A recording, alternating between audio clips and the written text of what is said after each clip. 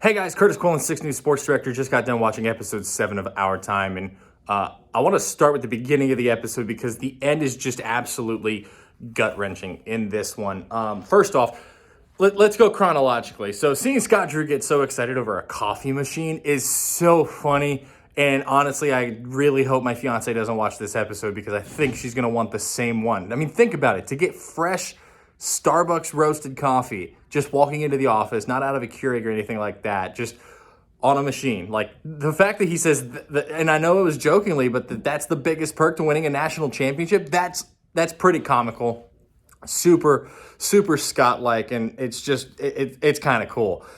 To see Jami Asbury's story and see the faith her coaching staff has in her and the way she's bounced back from something that she even admits could have been, could have led to a spiral, but she made the most out of it. Transferring from Oklahoma State to Baylor, seeing the way she's made the most of her opportunity after a tragedy hit her family and after she lost her mom was awesome, and just super heartwarming to see.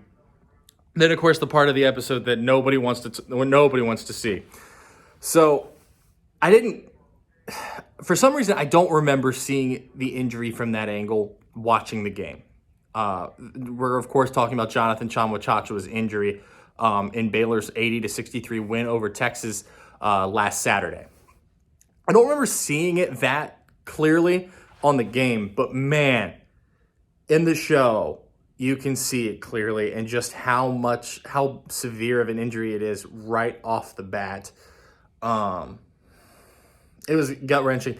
And the thing that made it worse was seeing Scott Drew's reaction when Baylor's head of sports information, David Kay, who's I think is the associate AD for communications.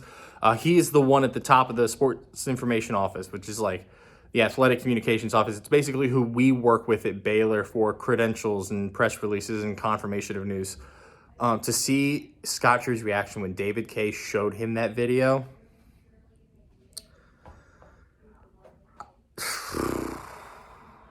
that was rough. That was rough.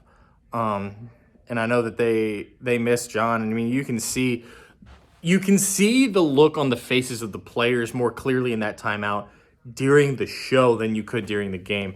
It was a gut-wrenching end, and I thought that it was a very well-told way to show what happened in that moment. And so, all in all, it was a roller coaster of emotions. We see, and we bookend it with Scott Drew at probably the lowest we've seen him this season, and we see him at probably the most excited he's been this season, just lighthearted. And so, roller coaster of emotions in this episode. I thought it was really fantastically done, and it's probably, from a storytelling perspective, the best one in the season so far. But if you are a diehard Baylor fan, I know you love your Bears.